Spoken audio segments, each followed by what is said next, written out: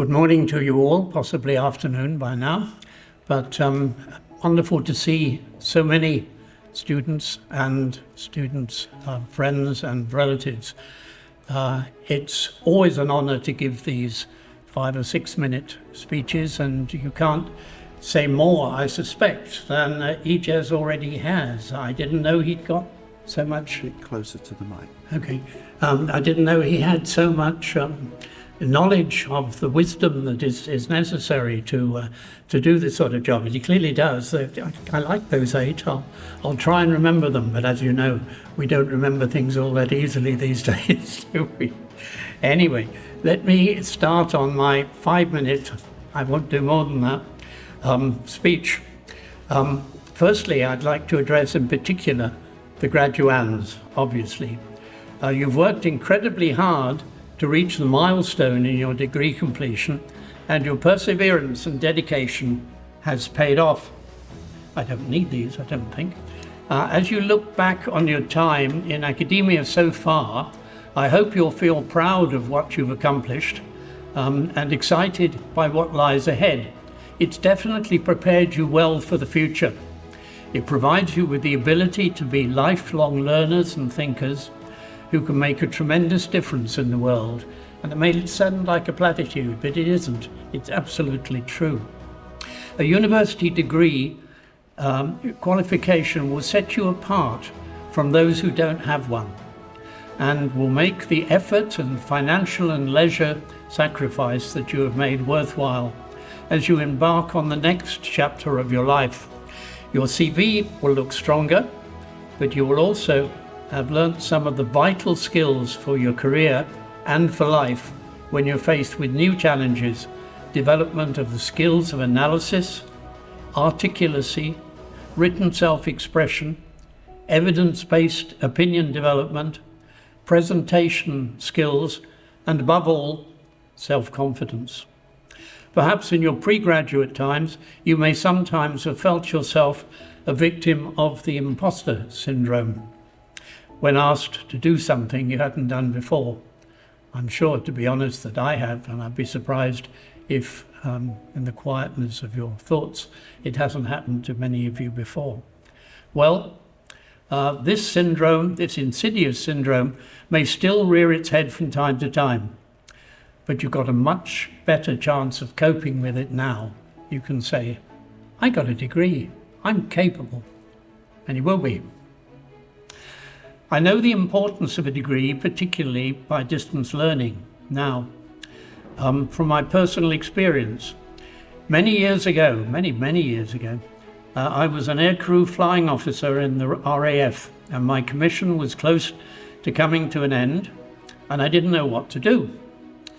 Corporate life behind a desk, running a pub, something in admin, who knows? So I started to study for a BSc in economics by distance learning with the London University external programme. I completed it successfully and was accepted at Oxford University to do an Oxford degree when I left the RAF the next year. And then later, a doctorate still at Oxford, and some years later than that even, was awarded a fellowship at Christ Church and deputy directorship of the Oxford Said Business School. Now, many years later, I am, as Murray pointed out, and Ijaz, Professor Emeritus at London University, and in addition to the Oxford Fellowship and a professorship at Royal Holloway, University of London, I've researched and had published a number of books, as well as being Academe of Magna Carta College, which, as you know, is a very high quality academic institution. Now, that's something that any of you can do. You just have to stick at it and persevere, and you can do all those things if that's really where you want to go. So it's a big day for you, and it's the right time, because with the growth of IT and indeed AI, the strength and importance of digital skills and qualifications are everywhere. But few, if any, areas remain that do not have a digital component or alternative digital platform to save on cost, enhance learning, and it's a fact that the mode of teaching and learning is nowadays widely embraced by pretty well every institution. Previously, it was really rather looked down on when I did it about 40 years ago. Oh, you did it by distance learning, a sort of correspondence course. Yeah, that's what it was. And we used to get sheets of paper sent to us, and we gave the answers and we sent them in. So much different now, and everybody is into IT and into distance learning.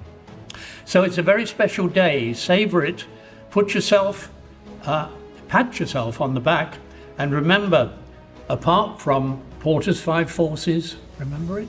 Pestel, SWOT analysis, you'll have developed or at least enhanced your life-improving qualities of resilience, academic self-discipline and perseverance, as well as my favorite mental tools, and I say this to everyone, to overcome the destructive ability of Professor Ebbinghouse's forgetting curve that has made us all forget so rapidly the wise words of the lecturer who lectured us only yesterday. Wait, what was it on? I forget. I'll bet none of you can remember the 8 things that Ejaz just talked about, and I'll bet you Ejaz can't either. I'm afraid we're all victims of Ebbinghaus, so we have to do it again and again and again, and eventually we get it. And we do, but it's perseverance that really counts. So, in winding up this not too long speech, I think, I will say that whatever you do in life comes from now on, be proud of yourself and don't let other people tell you can't do something. You can do whatever you put your mind to, whether it's working in corporate life, social services, or starting up your own business, to name but a few possible areas. In any case, please do keep in touch with us and let us know how you are progressing. We really do want to know. And good luck. Thank you.